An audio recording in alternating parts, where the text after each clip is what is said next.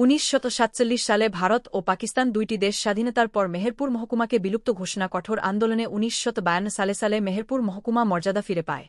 18 পর্ব 1947 সালে দেশ ভাগের আগে বাংলার নদিয়া জেলার মেহেরপুর, গাংনী, করিমপুর, তেহট্ট ও চাপড়া নামক 5টি থানা মেহেরপুর মহকুমা ছিল।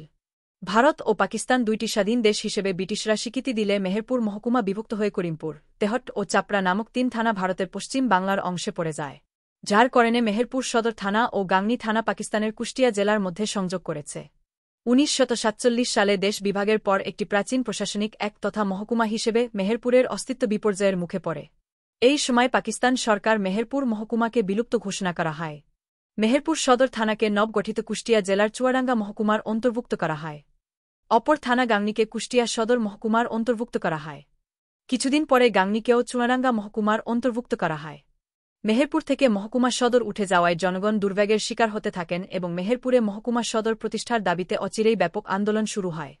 মেহেরপুর সরকারি বালিকা স্কুলপাড়ার অধিবাসী পাকিস্তান আমলে তুখুর ছাত্রনেতা ও মেহেরপুর শিল্পকলা একাডেমির প্রতিষ্ঠাতা সাধারণ সম্পাদক নাসিরুদ্দিন মিরু জানান, এ আন্দোলনের নেতৃত্বে ছিলেন মেহেরপুরের সাবেক এমপি, 21 পদকপ্রাপ্ত ভাষাসৈনিক, রাজনীতিদ আহমদ আলী, অ্যাডভোকেট আবুল হায়াত, তৎকালীন ছাত্রনেতা আব্দুর রহিম, কিয়ামুদ্দিন খান, নলিনাক্ষ ভট্টাচার্য, সতীনাথ গুপ্তি, বিনয় মুক্তার, শাখাওয়াত মুন্সি, ইদ্রিস আলী প্রমুখ।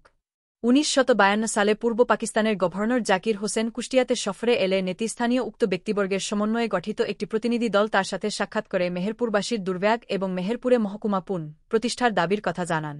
জনগণের দাবির প্রেক্ষিতে মেহেরপুর পুনরায় মহকুমা হিসেবে তার মর্যাদা ফিরে পায়।